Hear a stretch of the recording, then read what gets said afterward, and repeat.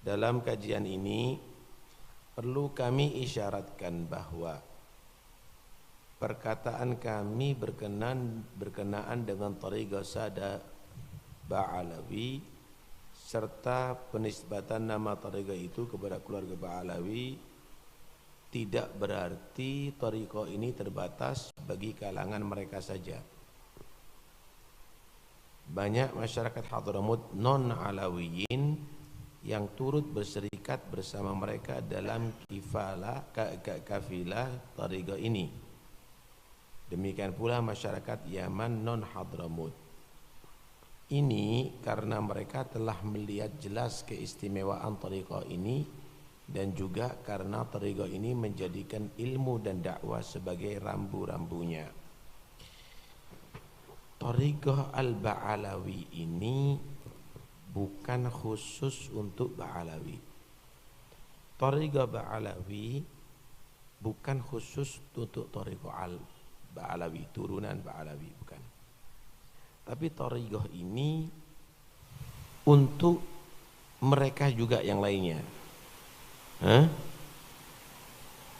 Karena itu tokoh-tokoh non-Ba'alawi juga menjadi tokoh-tokoh Thariqah Ba'alawi. Nanti akan disebutkan. Tokoh-tokoh Thariqah non-Ba'alawi juga menjadi tokoh-tokoh Thariqah Ba'alawi. Kenapa? Karena memang mereka menilai bahwa Thariqah Ba'alawi ini bukan hanya wirid, tidak cenderung banyak wirid, tidak cenderung dalam peribadatan khusus. Tapi Thariqah Al-Ba'alawi ini adalah ilmu, mengamalkan ilmu dan dakwah. Ilmu dan karena itu mereka membuat majelis itu ada istilahnya madros, yang dibahas ilmu. Ada rauha yang dibahas juga ilmu. Ada nanti bulan-bulan tertentu membaca Bukhari, ada membaca Ihya, ada membaca ilmu dan dakwah. Adapun wirid mereka juga sediakan, tergantung pada orangnya. Oh, perlu singkat, dibuatkan wirdul latif. Oh, perlu panjang, dibuatkan wirdul kabir. Oh, perlu, mereka juga sediakan. Cuma madharnya itu adalah ilim dan dakwah, ilim dan dakwah. Ilim dan dakwah. Begitu madharnya Thariqah Al-Ba'alawi. Banyak nama-nama non-alawiyin yang bukan alawiyin dari berbagai macam gabilah di Hadramut yang bersinar menghiasi langit Thariqah ini. Maksudnya langit Thariqah ini pada posisi atas. Mereka jadi mursyid, mereka jadi Thariqah daripada, mereka jadi tokoh daripada Thariqah Alawiyin, non-alawiyin. Non-alawiyin. Di antaranya adalah Gabilah Al-Amudi, Syekh Said Al-Amudi. Ini justru pengambilan Thariqahnya sama dengan Al-Faqih Al-Muqaddam. Beliau ibarat tangan kanannya Faqih Al-Muqaddam, Syekh Said Al-Amudi. Karena itu tidak ada orang menceritakan Faqih Al-Muqaddam kecuali menceritakan Syekh Said Al-Amudi. Syekh Said Al-Amudi. Bahkan tongkatnya Faqih Al-Muqaddam, kemudian atharnya Faqih Al-Muqaddam sampai sekarang ada di tangan Munsib Al-Amudi. Ada di tangan Munsib Al-Amudi. Bahkan Faqih Al-Muqaddam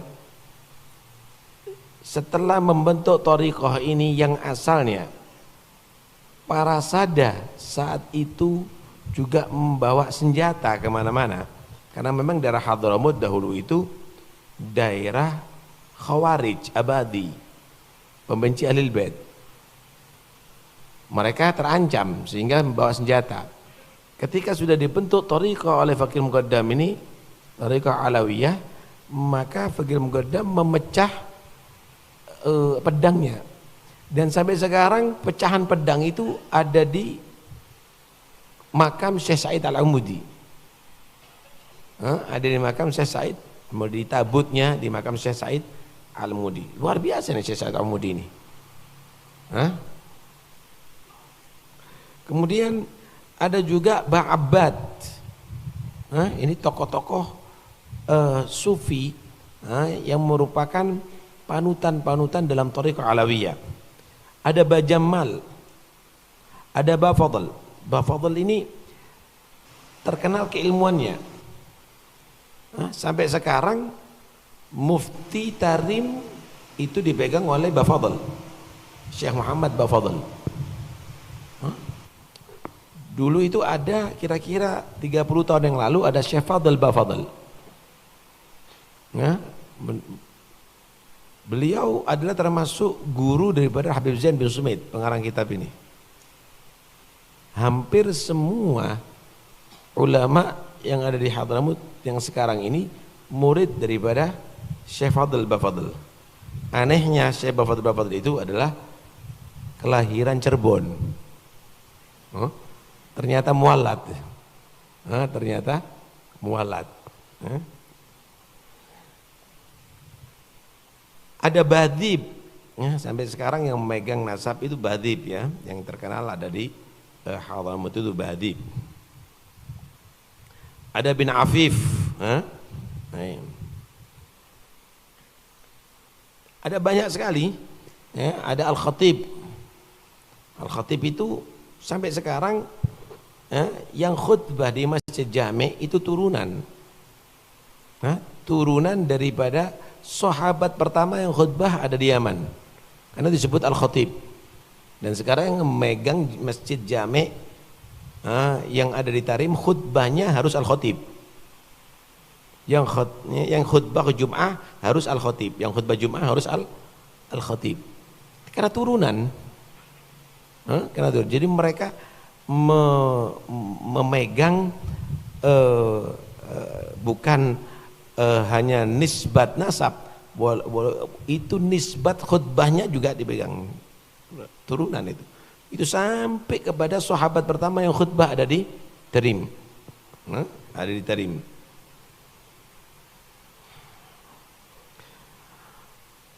Dan kabilah lain yang banyak jumlahnya.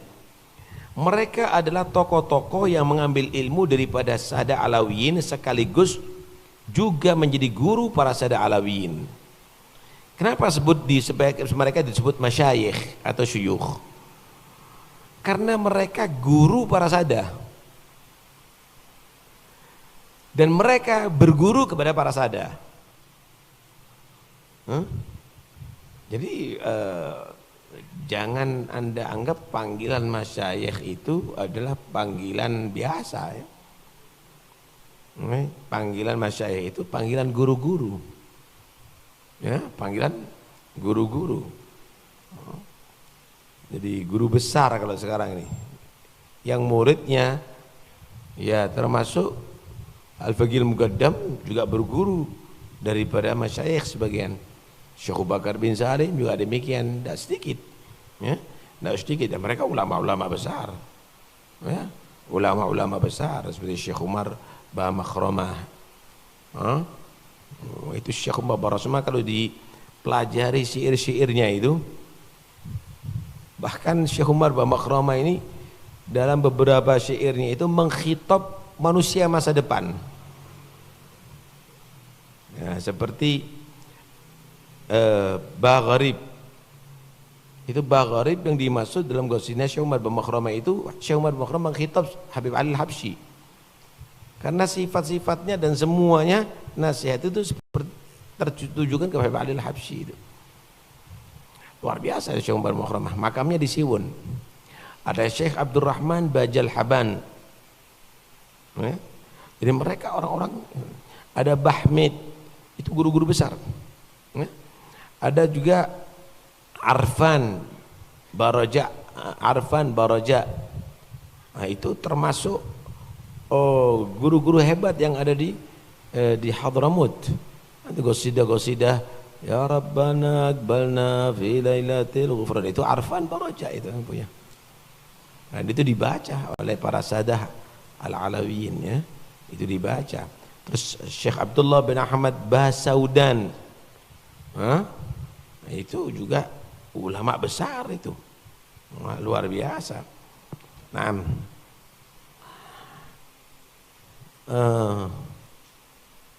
mereka adalah tokoh-tokoh yang mengambil ilmu daripada Sadah Alawiyin sekaligus juga menjadi guru para Sadah Alawiyin.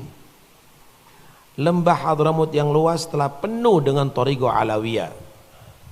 Nah, masyarakatnya mengemban adab-adab thariqah ini serta membentengi akhlak-akhlak mereka dengan thariqah ini. Merintis aspek keduniaan mereka sesuai dengan ajaran-ajaran ketuhanan. Para sadah ini, saudara, dan juga mereka para masyayikh, mereka itu berdakwah tidak langsung, tapi mereka banyak berdakwah lewat tijaroh. Tapi tujuannya bukan tijaroh, dakwah. Misal, Faqih Muqaddam itu masuk ke Hadramut, beliau itu masuk di setiap daerah itu membeli lahan-lahan yang banyak, sawah-sawah. Dan mereka disuruh bekerja dari sawah itu serta mereka mendapatkan hasilnya. Ibaratnya sekarang dikasih prosentase. Tidak memonopoli untuk dirinya, tapi memberikan pekerjaan kepada yang lainnya. Karena itu akhirnya mereka menjadi mereka tadi itu menjadi murid-murid beliau. Setelah menjadi murid beliau, mereka dijadikan ulama-ulama besar. Ada di antara mereka juga membeli budak-budak dari Afrika. Kemudian budak-budak tadi itu setelah dibeli dan setelah diajarkan ilmu agama, mereka bebaskan, tapi mereka nggak mau jauh karena mereka kepingin dekat. Misal Habib Abdurrahman As-Segaf, mereka ingin dekat. Akhirnya mereka menamakan diri Khuddamus Segaf. Bukan mereka dijadikan khuddam, mereka menamakan diri Khuddamus Segaf. Karena dulu mereka budak-budak. Sampai sekarang yang gosida, yang nabuh di Masjid Segaf ya Khuddamus Segaf, turunannya sampai sekarang. Jadi ada di sana itu betul-betul dilestarikan gitu. Betul-betul dilestarikan begitu. Nah, karena itu sebenarnya abauna dan abauhum satu shaf. Mereka satu shaf. Mereka dalam naungan satu thariqah. Itu thariqah Alawiyah, dan mereka coba jangan mainan itu, tutup. Jangan buat mainan, rusak nanti.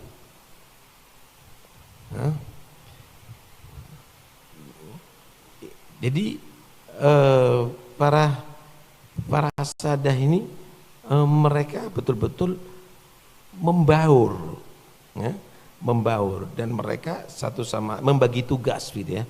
Dan mereka membagi tugas. Malah mereka itu menjadi tangan kanan seperti Habib Abdullah Al-Idrus. Itu tangan kanannya Syekh Sa'ad As-Suwaini. Syekh Sa'ad As-Suwaini. Habib Umar bin Abdurrahman Al-Attas, tangan kanannya Syekh Ali Baras. Sampai dia Syekh Umar bin Makramah itu mengatakan begini, laisa minni man farraqa baini wa baina Umar wa baina Syekh Ali Baras, bukan golonganku, atau tidak sampai kepada aku orang yang membedakan aku dengan Syekh Ali Baras. Artinya mereka dalam satu thariqah. Mereka adalah dalam satu thariqah. Thariqahnya Syekh Ali Baras berarti thariqahnya Syekh Umar bin Abdurrahman Al-Attas. Jadi luar biasa. Kalau Habib Ali Al-Habsyi itu Syekh Ahmad Arfan Baraja kalau nggak salah. Itu yang mendampingi. Malah jadi para habaib itu yang kuburannya sekarang ada gubah makam itu bukan wakaf, tapi itu adalah tanah milik, karena itu mereka membuat wakaf, membuat gubah, seperti Al-Idrus yang ada di sana, itu adalah tanah milik, bukan wakaf kuburan. Kalau wakaf kuburan tidak boleh begitu, itu tanah milik. Mereka membeli. Habib Ali Al-Habsyi waktu sakit ingin membeli satu tanah,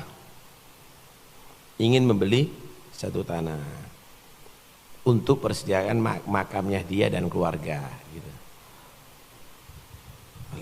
Waktu itu termasuk yang hadir Syekh Ahmad ini Baraja nih. Ketika anak beliau Habib Muhammad bin Ali datang kepada pemilik tanah dari itu, bilang sudah nak jual. Siapa yang membeli? Walidi mau beli kata dia. Sudah nak jual. Siapa yang membeli? Syekh Ahmad Baraja. Ajib. Datangi. Inti muridnya Abah kata dia. Muridnya Walidi Ali Al-Habsyi. Inti beli tanah itu gimana? Padahal Abah perlu sama itu tempat. Ana mau ketemu sama Abah inti. Abah inti mau tanah itu kan? Iya. Harus sama ana transaksinya. Inti mau jual, kalau mau Abah inti dengan harga yang persis. Kok begini nih? Kok muridnya kok jadi berubah gini? Akhirnya ketemu sama Habib Ali Al-Habsyi. Inti minta berapa? Ana minta satu apa? Kuburan ana harus ada di situ. Kalau ente kasih tanah itu, anak serahkan sama ente. Sampai sekarang yang di pojok itu Syekh Ahmad Baraja itu, dikasih ke sama Habib Habsyi. Jadi mereka subhanallah ada hubungan ta'aluf ya yang luar biasa. Karena itu kita harus pelajari secara itu ya. Mereka orang-orang hebat juga ya. Radhiyallahu anhum ajma'in.